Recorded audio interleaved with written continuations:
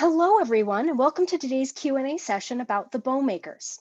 I'm Annastasia Psitos, a cellist and member of the Board of Friends of Chamber Music, and I'll be your host. With us today, we have filmmaker Ward Serrill, Bowmaker Robert Morrow, and violist Nicholas Cords. Ward Serrill is an award-winning writer and director of The Heart of the Game, released by Miramax to wide critical acclaim. He has created more than 90 short films, including Building One House with Robert Redford and Wild America with Sissy Spacek. The Bowmakers was his third feature-length documentary, and he is currently working on his fourth. Bowmaker Robert Morrow, one of the featured Port Townsend Five, started making bows in 2001. His work has appeared in Smithsonian Magazine, National Geographic, and The Strad. Robert has received 5 gold medals and 4 certificates of merit from the Violin Society of America. In 2008, he was awarded the prestigious honor of Hors Concours by the VSA. Violist Nicholas Cords performs internationally as an acclaimed soloist and guest chamber musician. He is a founding member of the string quartet Brooklyn Rider, violist of the Silk Road Ensemble, and is on faculty at New England Conservatory. Last week, Brooklyn Rider was nominated for a Grammy in the category of Best Chamber Music Performance for their album Healing Modes, the program they were set to perform for Friends of Chamber Music this week. Before we get started, a couple of items. First, please feel free to put your questions in the Q&A box that you can access from the menu at the bottom of your screen. And secondly, we have had such positive feedback and so much interest in the Bowmakers that we are extending the screening through December 13th to give people more time to watch. We already have quite a list of questions, so let's get started. Ward, not many people understand the importance of the bow. What inspired you to make a movie about Bowmakers? Yeah, why? Pick who'd be crazy enough to make a film about a bow, the bow, right? But what happened is there's a theater owner here in Port Townsend, Washington, where I live, named Rocky Friedman, and he came to me. He runs the Rose Theater in town, and he came to me and said, there are 5 world-renowned bowmakers in our town. And I said, no, come on. This is a town of 10,000 people. And that represented really the highest accumulation number of bowmakers in one area in the world. And he was telling me that these bowmakers were known on a first name basis by elite musicians around the world, and Itzhak Perlman and Nick Cords and others that knew and did work with these people. One of them was doing repair work on bows that were worth $250,000, And so here was this, they're known around the world, but we don't even know about them in our own town. So on that very thin idea, thought about a film. I didn't have any idea how to make it because that's not quite a story. It's an idea. I then remembered one of my mentors, Robert Altman, who said he only made films that he didn't know how to do. And so I said to Rocky, okay, I have no idea how to do this, so I'll say yes. And so the thin idea really was to just follow the bows from these bowmakers out to the musicians who are using them in the world, and then to France, where the origin of the bow came from, and then to Brazil, where the one wood Pernambuco or pau Brazil is used for elite bows. And with that, tried to craft a journey down a musical river, if you will, and it became what it became. So that's how it came to be. That's really exciting. Let's just keep going around the circle. Robert, you have the world's first mobile bow shop in a train car. So a few things. One, what's it like to work in a mobile shop, and has that changed how you make bows at all? And also, can you show us around? Because the pictures in the movie were really neat, but it's just kind of exciting for me. Well, starting with has it changed the way I work? Not really. I mean, the idea was to have just one shop that I never had to set up another one again, and to kind of get it in the orientation that suited me best. So a friend of mine, Morgan Anderson, who's a really excellent bow maker, he said, you've done what we've all been talking about, you know, forever and never done. And he called it basically like a mobile toolbox. The second question, I could show you a little bit. It's a little bit messy. I would have. Oh, I'm sorry, I didn't give you any warning. Yeah. So that's okay. Yeah. You don't have to. Okay, thank you. But so you enjoy it though, and have you moved it around a lot? And has your surrounding changed how you think of it, how you hear, gosh, the wood itself, and how you've interacted with it? I haven't moved it. I've only moved it twice to its original location and then to where it is now. And the idea never was to move often. Okay. There's a lot of delicate equipment in here, and it's actually quite heavy, and then you have to set everything up. So that wasn't it. And you know, as far as affecting the work, I mean, I live in a very peaceful rural setting, you know, and that really, you know, augments my ability to work. It just allows me to focus, and yeah, it's nice that way. Right. So a quick sort of follow-up question about bows themselves. One of our attendees has asked if there are different bows for the violin, viola, cello, bass, and can you describe the differences? Yeah, they're all different. They're all unique. The violin and viola bow are roughly the same length. The difference would be the height of the head and the frog, because those are lever arms. So they're actually working in a mechanical fashion. And then outside of that, the weight between a violin and viola bow is about 10 grams different. And then the cello bow is considerably shorter and stouter. It has a higher head and frog yet, because it needs more mechanical advantage to work against that increased mass. And then the bass bow is even shorter and really beefy. But that's not my specialty. I've never made one. Oh, are they less commonly commissioned? Do you know, or do you just specialize in the violin family rather than viol or bass? Yeah, you know, there are less bass players, you know, so they do get commissioned less, and there seems to be, you know, a small group of bass bow makers who specialize in it. Mm-hmm. And so, yeah, I mean, some people make the occasional bass bow, but that's not something I do. And then, of course, you know, violinists and cellists, you know, there are many more of those. And then, you know, actually I get less orders for viola bows because there are less violists overall. That makes sense. Which brings us to our violist. So Nick, I wanted to talk to you about your incredible case of bows that you showed in the movie. I'm sure there are quite a few people who would like to know, why do you have so many, and do you use them all?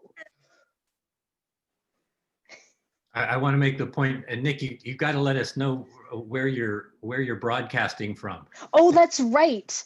We should say Nick is currently in a car. Right. Yeah, nobody be alarmed. I'm not living in my car these days, but you know, unfortunately, actually, that's all too sad of a story these days. But I'm actually in the middle of Manhattan right now, as one does, you know, and I got stuck in traffic, so here I am. But it's cozy in here, and actually, it's a rarity for me to. I'm actually playing a concert this weekend with other people in the same room. It's live streamed, but I'm playing with other musicians, which is a rarity of rarities these days. So I'm thankful at the moment. And I only use one bow at a time. I'll put it that way. And I honestly, I don't know the answer to that question. You know, Mhm. there's no rhyme or reason. I use a certain bow for a period of time, and it's really based on instinct and feel and sort of, you know, also maybe it's a little bit random even, but actually what you want to do, I think, as a musician, because the tools and the technique for playing are so finely tuned, that I found it's an advantage to switch now and then what you're playing, especially with the bow, because it means that your bow arm is not conforming to one way of doing things, but that you're always getting information from different bows. And of course, different pieces of music will interact, you know, in particular ways with your bow or your instrument. So I'm interested in the element of playing, which is the element of change. And that's actually how we all grow, you know, and how we all sort of move forward in this world. So the bows kind of help me to do that. Excellent.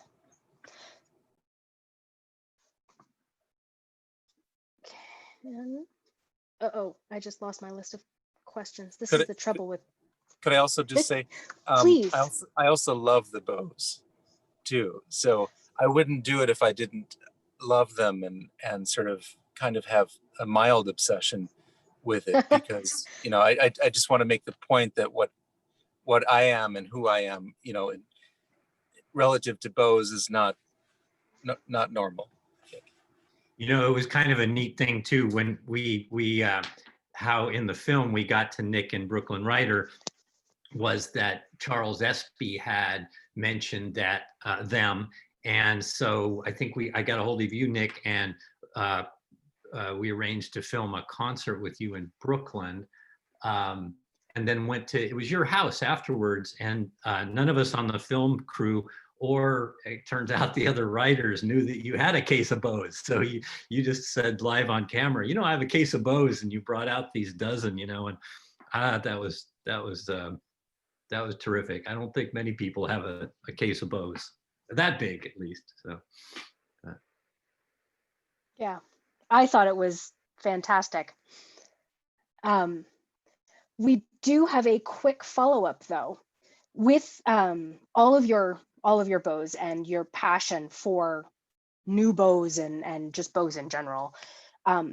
What is the process you go through in selecting new bows, and how do you adjust to it and balancing that relationship? I mean, you did mention that each one you'll go through and sometimes you want to play with one or the other, and different music calls for different bows, but how do you bring a new one kind of into the fold? Well, different ways, I suppose, but I sort of use the model of music making, you know, in a way. And in Brooklyn Ryder, you know, we've done a lot of collaborative music making over the years, and I think the key to good collaborative music making has to do with true collaboration and trust, and empowering each party to do what they do best, you know, and sort of finding that. So to me, that's the model that I would take to a maker in a discussion. You know, that is to say, like, I might describe a little bit of what a direction that I want, but I also would allow the maker to intuit things, you know, to sort of hear what I'm saying, kind of translate that into their language. Perhaps we might even share a language, but I think it also, like, some element of forming a relationship and building trust in that way. You know, players know some things better than a maker would, and a maker knows things better than a player would. And so it's really kind of finding a sweet spot there that is actually a true collaboration. That's how I do it. But it's not the only way, I suppose, to do it. Sure. Robert, a couple questions for you. In the movie, Stefan Tomashow, whose name I'm probably brutally mispronouncing because I don't speak French. Oh, thank you, Ward. So Stefan mentioned that he doesn't understand the style of younger Bowmakers. Can you help us understand what he might have meant by that? Well, bow making is a very traditional craft where we build on our predecessors and the masters of the past. And Stefan is very rooted in that. And you after years of making, you develop a sensibility, and things that would pass by someone who doesn't spend their life around bows just are glaring, to a maker like Stefan. So he's committed to the tradition. He's studied the past.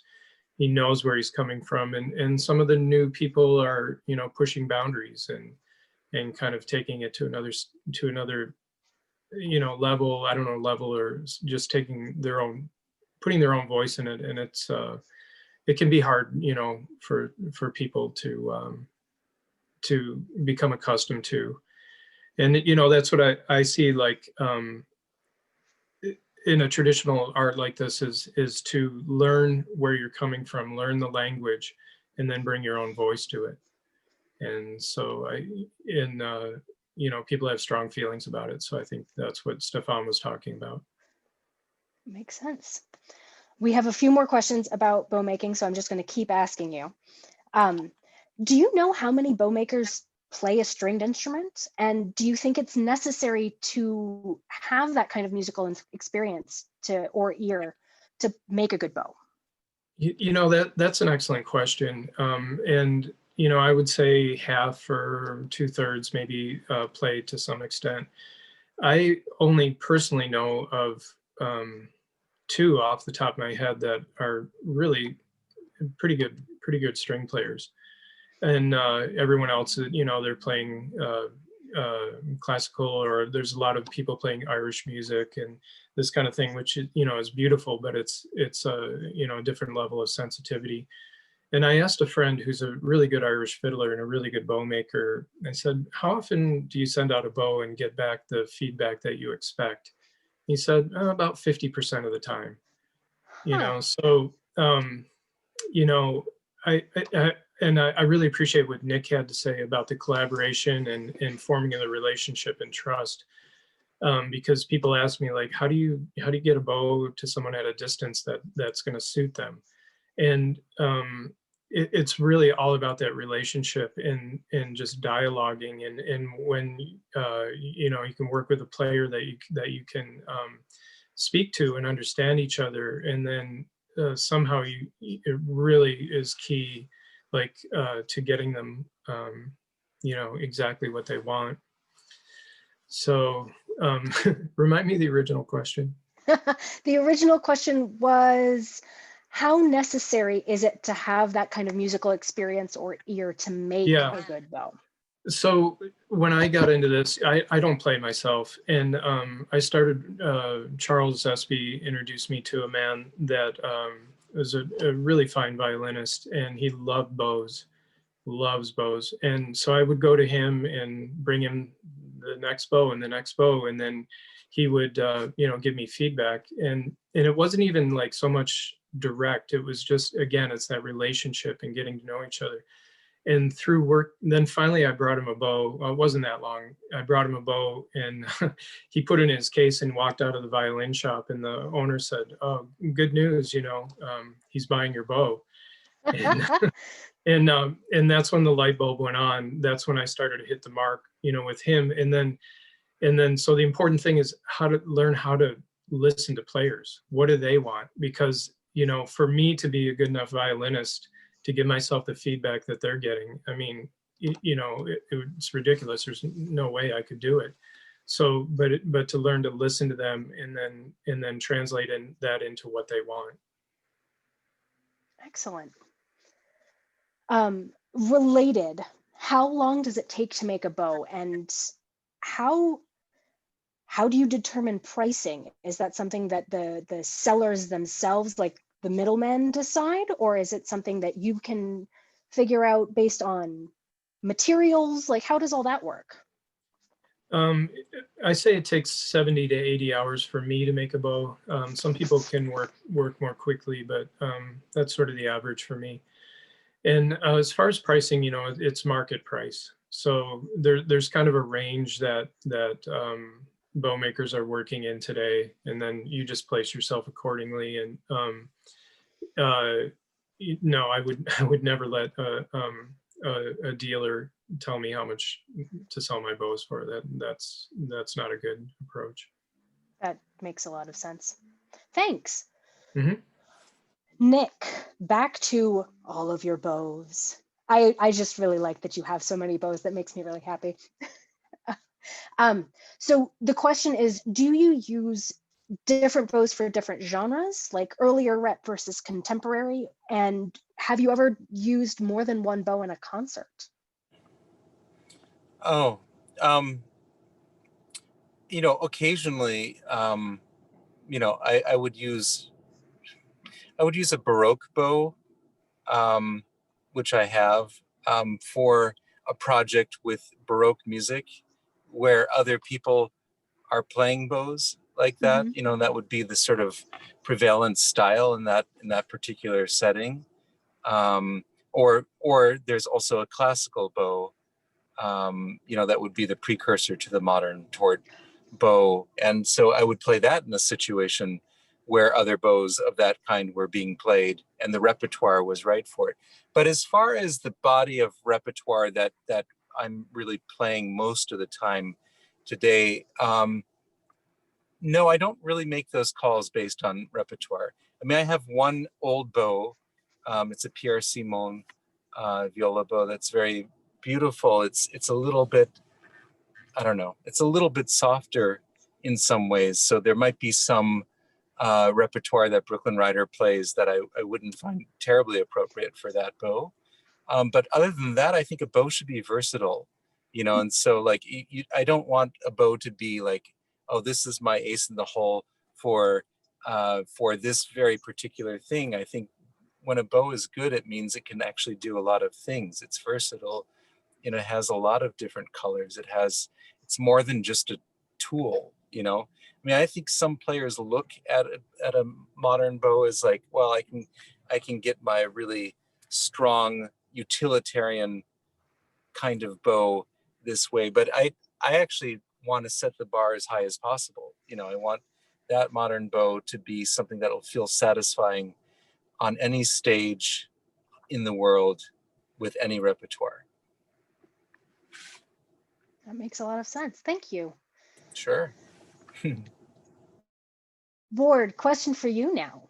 Would you please talk about the puppets and the details, like what possessed you?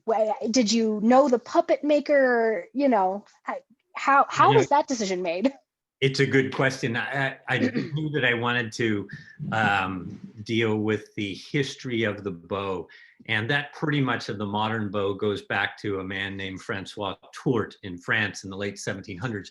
The deal is there's one illustration of him at all. So I was faced with having to animate something with one drawing of a guy and thought about, you know, flat art anyway doesn't really fit with the nature of the subject. This is, you know, tangible, physical craftspeople here. And then I remembered in our town, Port Townsend, it turns out there is a master puppet stop motion animator. Her name is Andrea Love. And I called her up and got to work immediately. And she makes each of the puppets, and then she's got a costumer who makes the costumes for it. She then does all these scenes, and then in order to make this move, so there's 24 frames in a second of film. And so to move an eyebrow of a puppet, she moves a couple pieces of wool, of hair, takes a picture, moves again, takes a picture, moves again. So a scene like with Pedro Cabral and the sea is moving in and out. She's got all this blue felt that she's moving, just like a clay puppet animator. It's one little thing, take a picture, one little thing, you know, thousands of pictures, and you put them together. And how she, you know, makes a person walk or a dog walk, that to me is alchemy, you know. But it turned out to be the perfect thing because it was it's kind of an old school, old world art form, if you will, and that fit in with the Bowmakers and the trade and the tangibility, physicality of what they were doing. So it seemed to come together. And then just creatively, I thought of it as kind of telling a children's story to adults is kind of how I wrote it. So. Excellent. Robert, another question for you.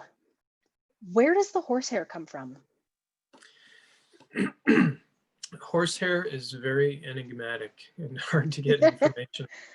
But I believe that the bulk of it is coming from northern China, sort of Mongolia. And yeah, there's a horse culture and there's a lot of horses there. So yeah.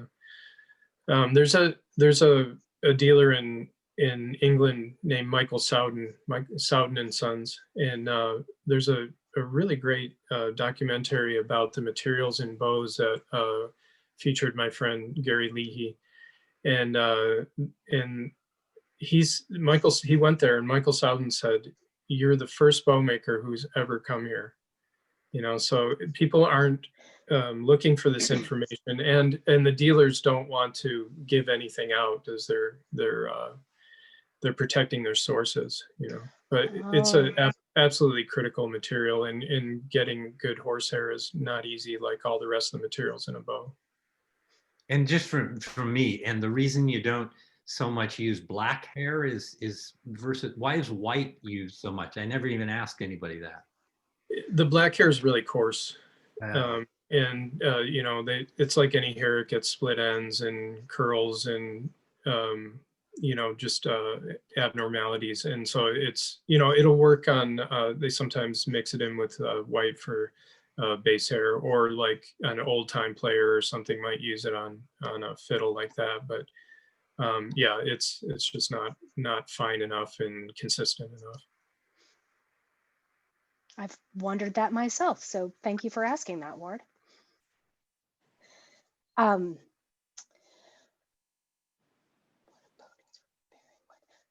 For either Robert or Nick, whoever would like to take this question, when a bow needs to be repaired, what are the typical things that have to be fixed?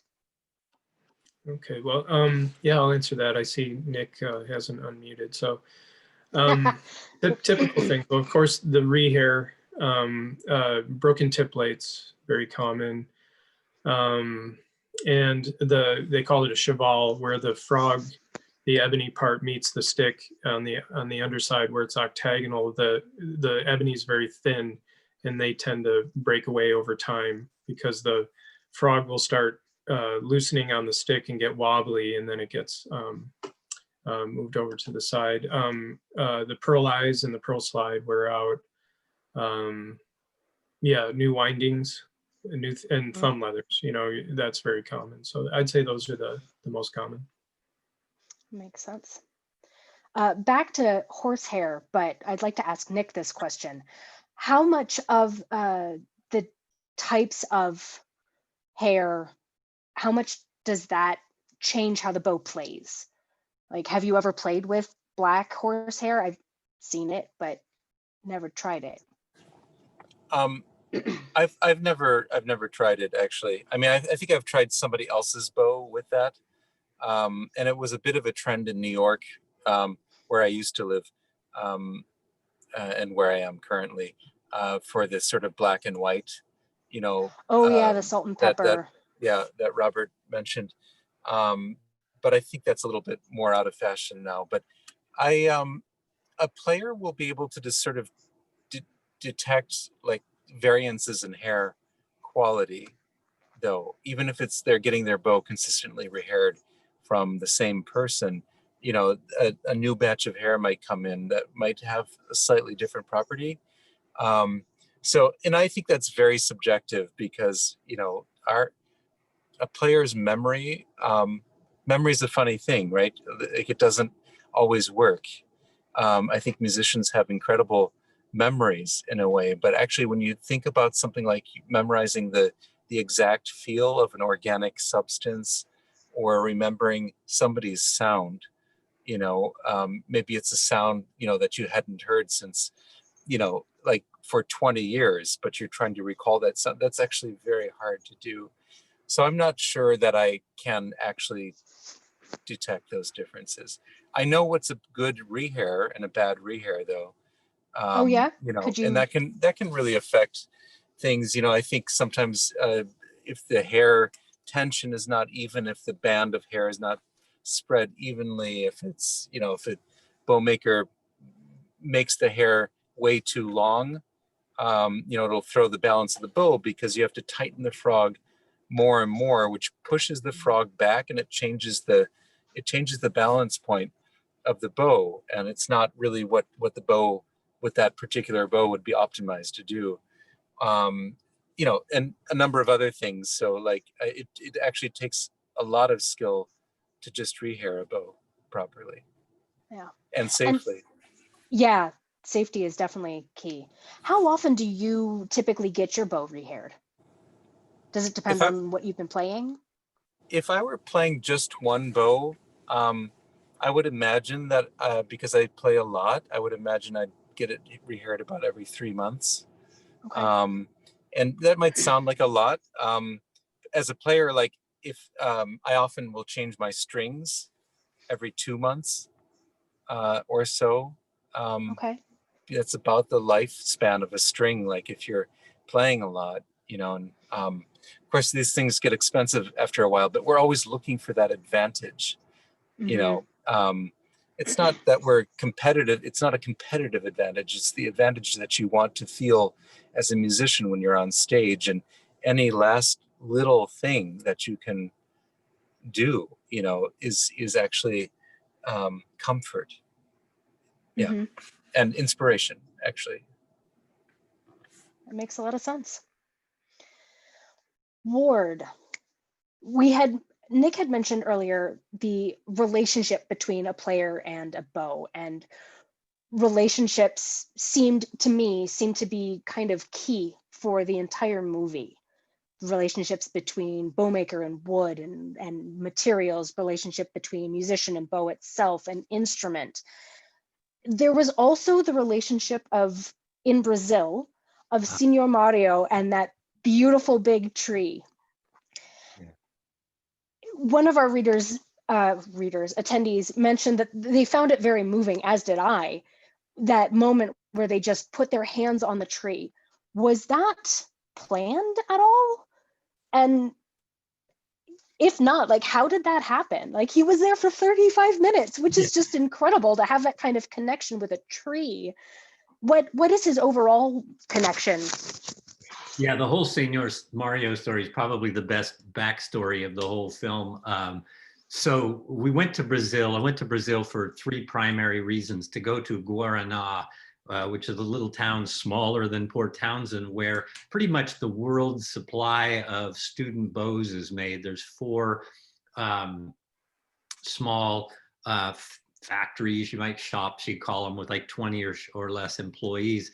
And if you go into a music store and see a student bow for, $300, $500, those made out of wood, they probably came from this little town of Guaraná. So we wanted to go there and, see how Brazilians were starting to take charge of this whole bow making business, since the wood comes from there.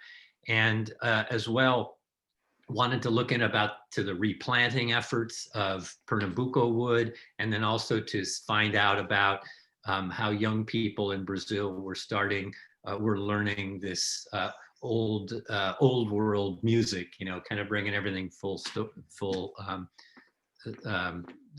circle. But to me, I was saying all along while we were there, we need to get to an old, untouched Al Brazil tree. I just had this sense that the film just needs that, can't be there without it. And we were within 2 days of having to leave Brazil, and just every time we tried to find one, we ran into a dead end. So Paulo Sanguinas, who was one of the the young Brazilian you see in the film, who was doing a lot of the replanting efforts there, said, well, I think we can go, I think there's an old guy up in the jungle we can go find, So we spend half the day getting there. And then Paulo and his young companion, another guide, took us up to, 3 trails and kind of said, well, we think that's a Pernambuco. No, that's not one, Couldn't find it. We go back to the van. It's getting late. They disappear into the jungle again, and they're gone for 2 hours. And they come back. One of them comes back. The other gets lost. And then it starts raining, this torrential downpour. And I'm sulking in the front of the van. It's like, oh, the movie's not going to happen. Or, didn't get to a tree, And right then, Rocky, the producer, is back. He says, we just need an old unshirted cacao farmer, machete wielding cacao farmer to just, show up. And, I wasn't hearing any of it, and said, we got to go. And it's all over, So we're going back. And just before we get to our other vehicle, like out of central casting is a 75-year-old unshirted machete wielding cacao farmer, like no kidding. And that was Senor Mario, who those guys were trying to find all day. And so we said, he piles back in the van. We go up the road and he just heads into the jungle. And I just, fired up the camera and told the sound crew we're on. And 45 minutes, he just led us through the forest and then came to that old pau Brazil tree, which he called my companion. And we did the filming that you see there. And I had done a series independent of this called Tree Story, which was short films about people's relationship to trees around the world. And one of the things I always did is just at the end, I would ask somebody, would you just commune? Would you close your eyes and just be with the tree a moment? So I just pulled that on Senor Mario, and he thought it was silly, and the whole thing laughed it up. But he and Paulo went over there and connected with the tree. And then for me, one of the most remarkable things I've ever seen around any human in a tree occurred, which for 35 minutes, he stayed connected to that tree he didn't shuffle his shoulders, he didn't roll his hips, he didn't adjust any part of his body. He was just there. And really, we had to interrupt him because the mosquitoes were just devouring us, and I couldn't even film by swatting them on my neck at the same time. So we eventually had to go over and say, Senor Mario, I think it's time to go. Otherwise, he'd probably be there still.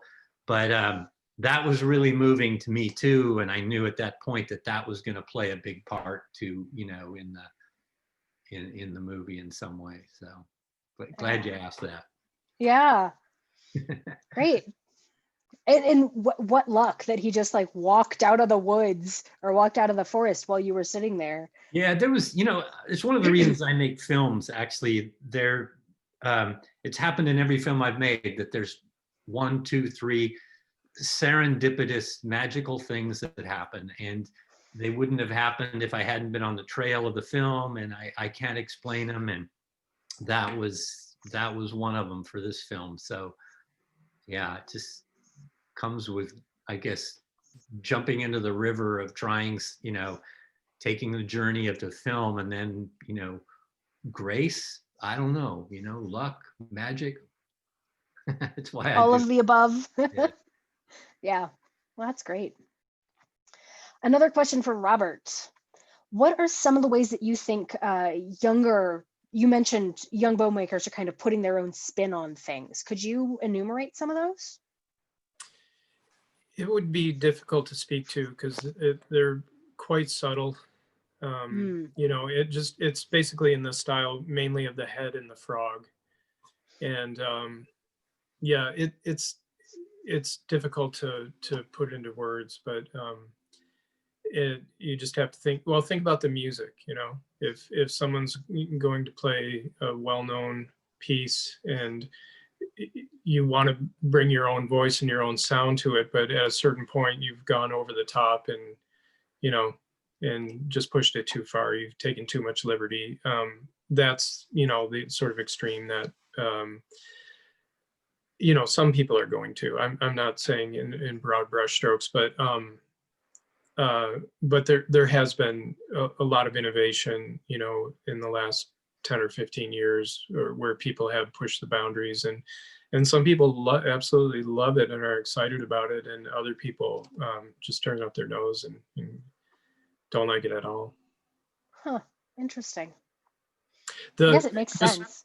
you know, quickly, I could say that like the head of any of these bows is a very complex sculpture.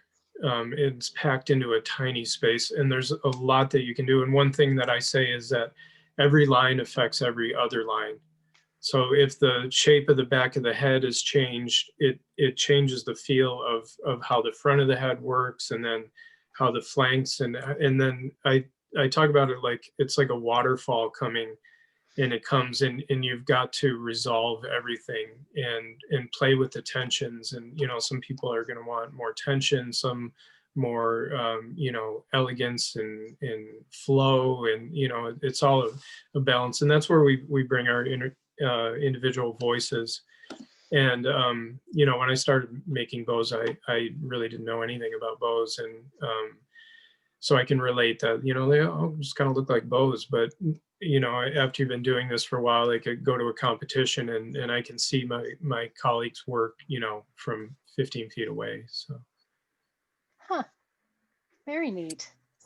I would just add to that, if I could, Yeah, please. that you know, and a maker is in some ways, I suppose, perhaps limited, because there's this relatively narrow range of what a player could work with in terms of, you know, like Robert mentioned, you know, the differences in bows, like the height of the head, right?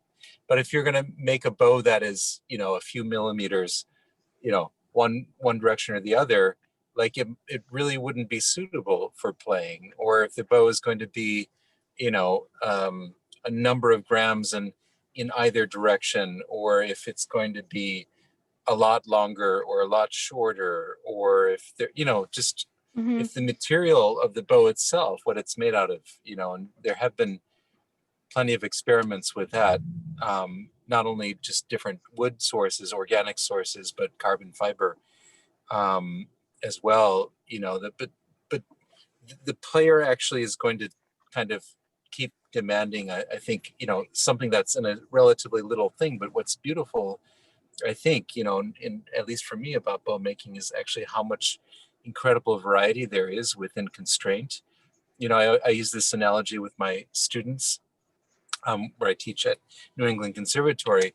You know, it's like when you talk about freedom and what that means, you know, in music, well, there are always constraints. You know, there's rhythm, there's time, there's melody, there's harmonic function, there's, you know, all these things. So freedom is actually moving easy in harness, you know, which is from Robert Frost, which Mm-hmm. means like ultimate freedom actually can be expressed through the constraints that we all have in our life, but it's actually what you do within those that is the art form. Yeah. Yeah, that makes a lot of sense. Robert, back to you again. Do you have a stash of Pernambuco that you just kind of dip into? Do you have to get new, re-up it, like after you've made so many bows? Do you have, and where does it come from? Do you get it directly from Brazil, or do you get it from someone else who gets it from Brazil?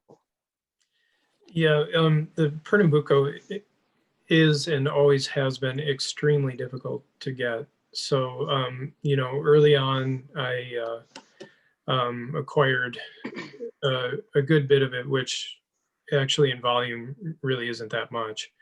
And yeah, I sourced it and got it from a consistent source, and I think that's really important, that that you know your materials, and your you know, that they're very familiar to you. And in 2007, the Convention for International Trade in Endangered Species gave it an Appendix 2 listing, which said that the unfinished wood couldn't cross international boundaries of signatory countries without a lot of paperwork. So that kind of hampered things. So luckily I got enough early on, and and that's what I've been drawing from. And also it's great because, you know, it's been here seasoning for some of it for almost 20 years. Oh, wow. That's great. Do you do the rough cuts first, or is that something that happens before they arrived at your There's studio? two forms they come in. They're already cut out into blanks for sticks, and which I haven't I haven't purchased much of because I want to have that input. I want to cut them the way that I want them to work with the grain and work around defects. Pernambuco has there's a lot of defects in the wood. What I tell people is if you could find a pile of Pernambuco the size of an economy car, I would look at that pile and say, if I can get 100 good sticks out of that, that's about what I expect. Wow. So, you know, learning the craft of bow making is challenging in itself, but actually getting the materials is a skill and a huge challenge just to acquire the materials to make a high quality bow. You have to have a lot of drive and a lot of resources, and you've got to go out and want to make it. The other way that the wood comes is in boards that are a bit wider than the finished bow. And then I have a template. Charles Espy taught me this when I studied with him. And you lay out the template and draw a line, and you can cut it quite conservatively to save the material. Because if you have a board and you can get 3, maybe 4 sticks, you know, if you can get that 4th stick, I mean, it's a big deal. You know, if you think about that economy car pile of wood that you're trying to get 100 out of. So milling the sticks is really important. We've also had a question about a specific bow maker. So I'm going to open this up to everyone. Does anyone know anything about HR? I used to speak German. Yes. Do you know that bow maker? Do you have anything you can share about that bow maker? A little bit, not a great deal. Frechner was a German maker. I'm not entirely sure of the time frame, but I'm going to say late 19th century, maybe early, and maybe Nick can help me out with this. Early 20th century, and people often find bows that they like that he made. Yeah. Oh, okay, great. Yeah, I've had friends who use them. I mean, they tend to be good bows, but they're not very expensive. I think you can find a Frechner in some cases for less than what a great contemporary maker is charging, even though it's older. And of course, bows of German origin, you know, just off the bat, you know, are a whole lot less valued than a French bow of the same period. Actually, practically anywhere other than France, you know, the bow takes an enormous haircut in terms of the value of the thing. But that actually there exists, you know, a whole number of, I would say almost Germany and England in particular, of very fine, you know, bows. I mean, there were great traditions of making, and they produced some really, really wonderful work. Were the German and English bows that you mentioned, are they valued less because they're less well known? Or are they out of a different, I mean, Tort, right, was the maker. Did they learn from other people? Is there like, what's the word? Not their heritage, but like their... Mm-hmm. Sort of artistic lineage. Yes, that's it. I mean, I don't know. I think at a certain point, you know, with bows, you know, like the bow that I mentioned, you know, by Pierre Simon, in some places in the country, not Boston where I live, but in some places in the country, you could buy a house for the amount of that bow.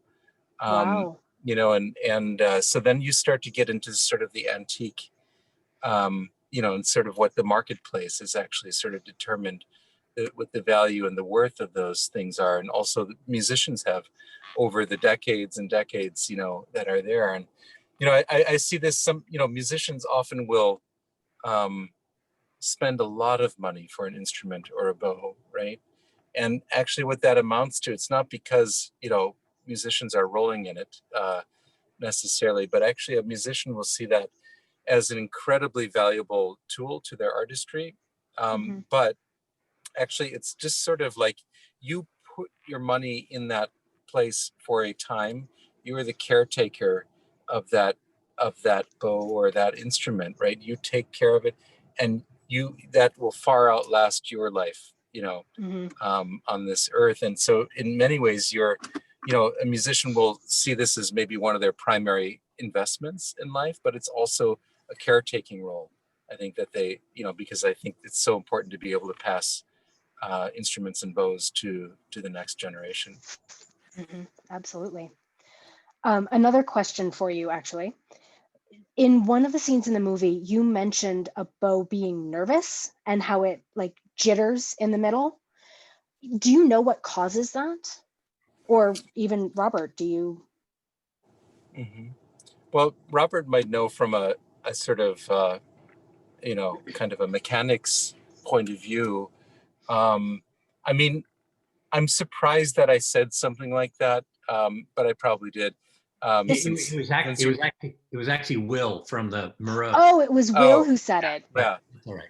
Because I generally don't say that. Like, a lot of people will say this bow has a weak spot, or it could be the case in some bows, but I actually think, it's a chemistry between a player's style and the bow. And so more times than not, I would just say that the bow that has the tremor in it, is not suited to that player.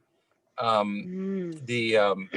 prefer bows, like I prefer bows that are very flexible and supple. I gave my student, she was curious about my bow, in particular my Simone. She's like, oh, I want to see what playing on a bow that's 160, 150 years old, what that's like. And she hated it. She couldn't make it work, and she preferred her $1,000 bow, by far. So I think bows, it's a matter of chemistry. So yeah, not all bows are perfect. Maybe some do have that kind of flaw. And what Robert talks about, like there's so many, Pernambuco is not just a uniform substance, that's produced in a lab somewhere. It's an organic, it's organic, and it's changeable, and it's, yeah. So I would probably not say something like that. Sounds like somebody else said it, so I apologize for. Well, it's not a put down at all. It's just I don't. That's not how I think about it. Yeah. Sure, and yeah, everybody thinks about it differently. That makes perfect sense. May I say a little bit from a Bowmaker standpoint? Yeah, I totally agree with everything Nick said, but I would say from the standpoint of a maker, the bow is so interesting. They're so complex, and when a bow is being played, it's creating vibrations that are going in this closed loop that are coming and crossing over each other and blending, and so there's a lot of tension in there, and there really is the potential to have a spot that it doesn't work harmonically, and you can feel it physically. And the key to having as little of that as possible, because it's unavoidable, it's the marriage of the graduations, the dimensions of the stick with the camber, which is the bend. And that's the subtle part of it, and a tiny change in the bend can change everything. And yeah, frequently those things can be solved with a non-bow maker would never see the change in the curve of the stick. but it will change the feel of it completely. Huh. It's good to know. An additional question for you, unrelated to the make of bows, but in the film, all the Bowmakers were portrayed as being incredibly supportive of each other and willing to mentor and teach the next generation. One of our attendees is wondering how that ideal is maintained in such a small community and how it hasn't been eroded by competition or rivalry. Yeah, I think we just hit on the right group of people. We all are extremely individualistic and have our own ways, but I think we just maintained our integrity to not step on each other's toes and play competitive games with each other. And what I've found, is that everybody has their own clientele.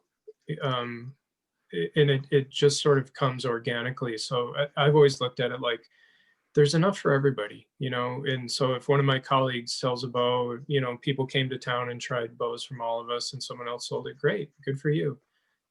Next time maybe it'll be my turn, and I didn't see any point in fighting, and I think everybody else was on that page too. And I would say also from a wider perspective, like it's a really great time in bow making because there is a lot of community and a lot of sharing, and there's a few people who hold their hands close, but for the most part, like we get along at these competitions and conventions and just have a good time together and share what we know.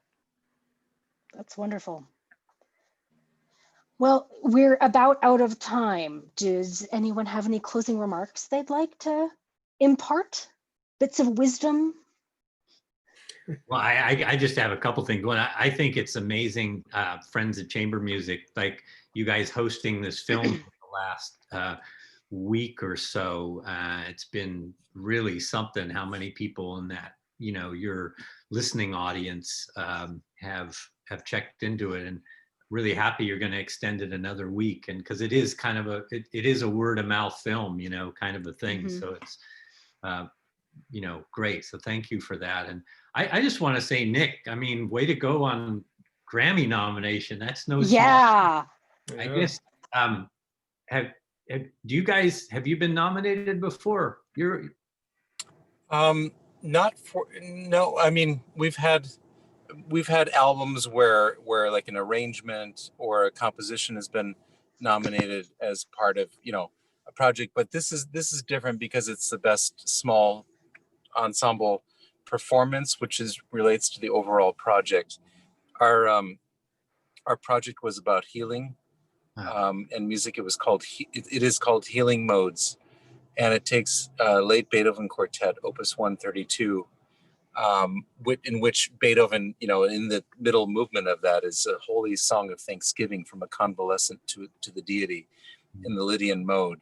And this is Beethoven after a grave illness, giving thanks for the return of his physical health, but also I think kind of the return of his creative power, which I think Beethoven probably valued above his physical health.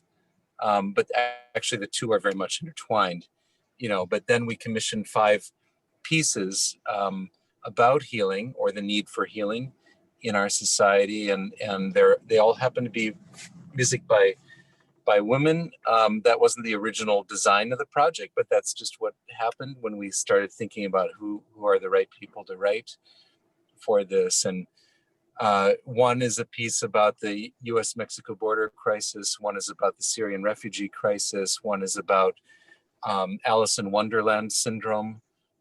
One is about an autoimmune disease, and one is about a sort of, the piece is called Poison. And these composers come from very diverse backgrounds. And that was the project, and it got released. We'd already planned this. We've been playing it for a while, and we had lots of plans to play it this year because it's a big Beethoven celebration, 250th anniversary this month of Beethoven's. Then the pandemic and the lockdown happened, but our release had already been scheduled. So this album about healing came out at the end of March, in the middle of a kind of once in a lifetime pandemic. So there you go. Well, and right after this, I'm going to go research what Alice in Wonderland syndrome is. I think I'm interested. I don't know. So, no, that's terrific. Thank you. Yeah, Yeah, thank you all. I've really enjoyed this visit today. wonderful. Yeah, parting bits of wisdom. You're holding the bar kind of high, so not sure I can do that. Well, I'm very grateful to have everyone here. Thank you so much for participating. It was a lot of fun. Thank you so much. Yes. Where is it? So I would like to apologize to our audience members if we didn't get to your question. I'm very sorry, but I hope you really enjoyed the conversation that we had tonight. Please feel free to email us at info@friendsofchambermusic.com. We cannot promise that we'll be able to answer your questions, but we'll do the best we can. Thank you again to our guests, Ward, Robert, and Nick, for being with us, and to everyone who joined today. Don't forget, we have, as Ward mentioned, extended the screening for another week, so be sure to tell all your friends to watch it. And one more plug, our next event for Friends of Chamber Music will feature a performance by the Altius Quartet. This virtual program, recorded live at the Clifford Still Museum, will stream on our Facebook page and YouTube channel starting at 1 p.m. on December 13th. Thank you everyone again for being with us today. We hope you had a wonderful time, and I hope you all have a great evening. I know, thank you. Bye.